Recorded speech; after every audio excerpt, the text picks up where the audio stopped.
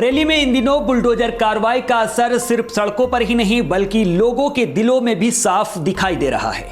Bulldozer कार्रवाई के वक्त महिलाएं और पुरुष मलबे में अपने सामान और सपनों के टूटे टुकड़े तलाशते नजर आए।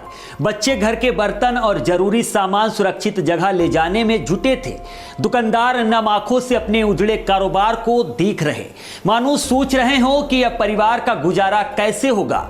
कई गरीब परिवारों के हाथ सामान समेटते वक्त कांप रहे थे और चेहरे पर भविष्य को लेकर चिंता साफ झलक रही थी।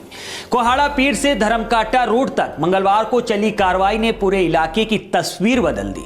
जहां कल तक बुलडोजर की गूंज और लोगों की चीखें गूंज रही थी, वहीं अब सन्नाटा और दहशत पसरी हुई है। 40 दुकानों के मलबे में तब्दील होने के बाद भले ही बुधवार को नगर निगम की मशीनें शांत रहीं, लेकिन व्यापारियों के मन में डर अब भी कायम है।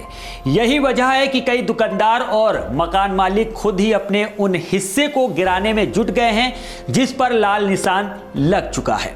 उधर कुदेसियान रोड पर भी कार्रवाई की आहट तेज हो गई है। अधिकारियों ने मौके पर पहुंचकर 2 दिन का अल्टीमेट दे दिया है, जिससे इलाके में बेचैनी और बढ़ गई है। बुलडोजर कार्रवाई के बाद कोहाड़ा पीर रोड का मंजर बेहद मार्मिक था। दरअसल सीएम ग्रेट योजना के तहत कोहाड़ा पीर से धर्मकाटा चौराहा और नैनीताल रोड तक सड़क चौड़ी की जानी है।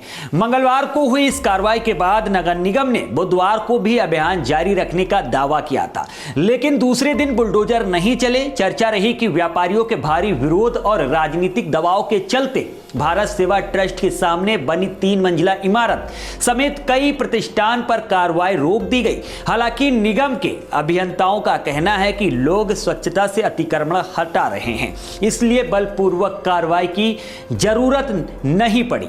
दिन भर टीमें मौके का मुआयना करती रहीं ताकि यह सुनिश्चित किया जा सके कि लाल निशान वाले हिस्से पूरी तरह से साफ हुए हैं या नहीं। फिलहाल लोगों में बेचैनी साफ दिखाई अभी भी दे रही है।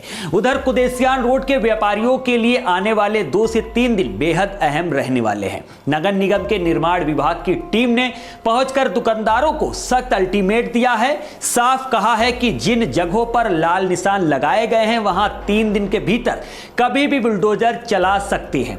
गौरतलब है कि मंगलवार सुबह करीब 10 बजे 3 बुलडोजर और भारी पुलिस बल के साथ पहुंची टीम का जोरदार विरोध हुआ था, लेकिन इसके बावजूद करीब 40 दुकानों पर कार्रवाई की गई। अब कुदेसियान के व्यापारियों की चिंता बढ़ गई है, क्योंकि मोहलत खत्म होते ही फिर से बुलडोजर चलने की आशंका है।